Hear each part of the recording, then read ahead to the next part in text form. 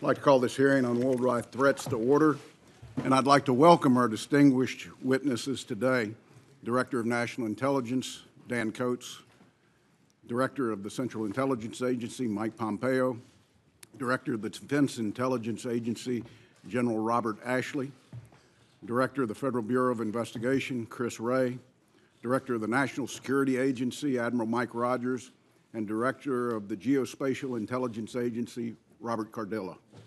We've got a long day in front of us, and I thank all of you for being here. I know how forward you look to this one occasion on an annual basis. Since 1995, this committee's met in open forum to discuss the security threats facing the United States of America. This has never been, nor will it ever be, a comfortable conversation to have.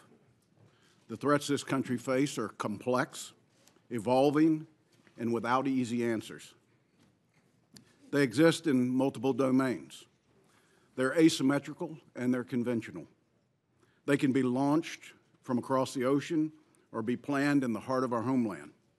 Nonetheless, this conversation serves a vital purpose, and it's essential that it takes place in the public square with as much detail and candor as is possible.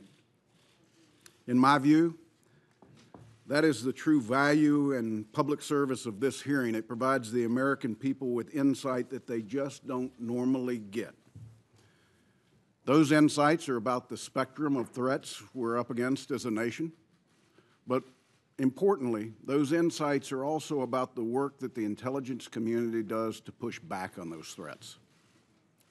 This is work that both time and labor intensive. It can be frustrating, heartbreaking, and dangerous.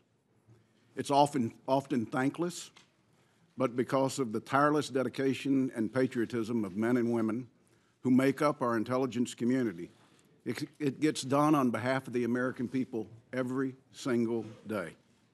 To this point, I encourage all the witnesses this morning to not only address the threats to our nation, but to talk about what their organizations are doing to help secure this country and to the degree they can in an unclassified setting. Director Coats, your testimony for the record ties together the expertise, capabilities, and wisdom of the entire intelligence community. I encourage everyone to familiarize themselves with its content. It's lengthy, and it's detailed, and it's a testament to the broad range of talents our IC brings to the table. It's also a compelling reminder of why this country invests so substantially in its intelligence apparatus. Director Pompeo, when we held this hearing last year, I invited you to share your assessments of the things on the Korean Peninsula.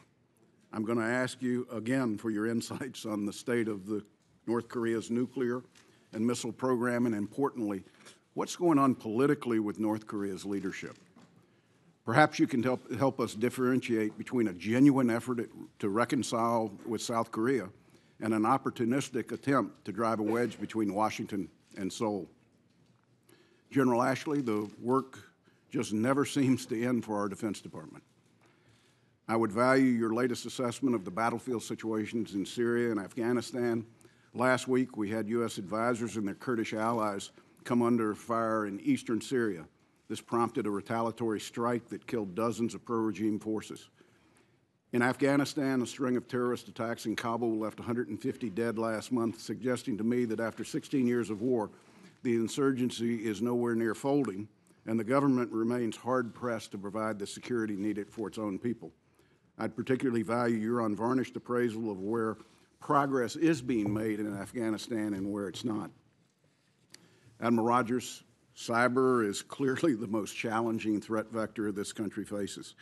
It's also one of the most concerning, given how many aspects of our daily lives in the United States can be disrupted by a well-planned, well-executed cyber attack.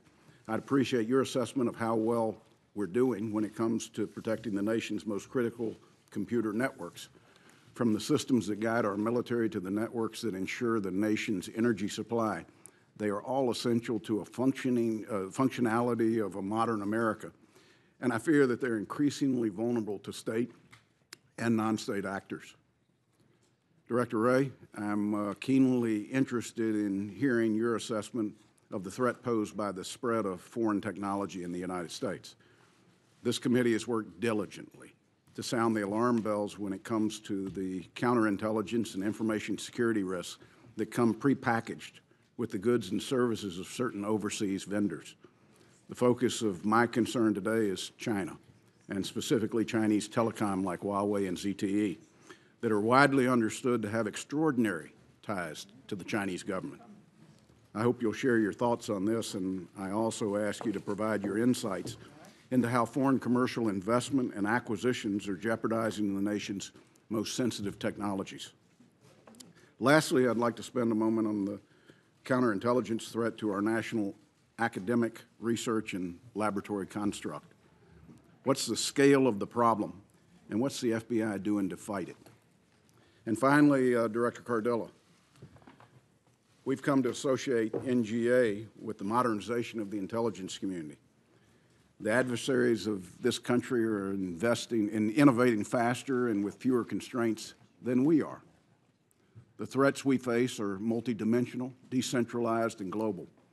NGA is playing an essential role and pushing the envelope with new ways of tackling problems, like having more data than you can feasibly analyze. As the IC edges closer to automation, machine learning, and eventually artificial intelligence, the computer learning and computer vision work at NGA will be a bridge to help us get there. I look forward to your thoughts on what's next at NGA and how the intelligence community as a whole can make better use of innovation and technologies to advance intelligence disciplines that have not changed much in the past 60 years. Our adversaries aren't going to wait for us to catch up. I'll close there because we have a lot to get to, but I want to thank you, and more importantly, I want to thank those who are not here with you, those who carry out the lion's share of the work on behalf of the American people, the intelligence community. The folks you represent are important to this committee. We can't do our oversight without the work they perform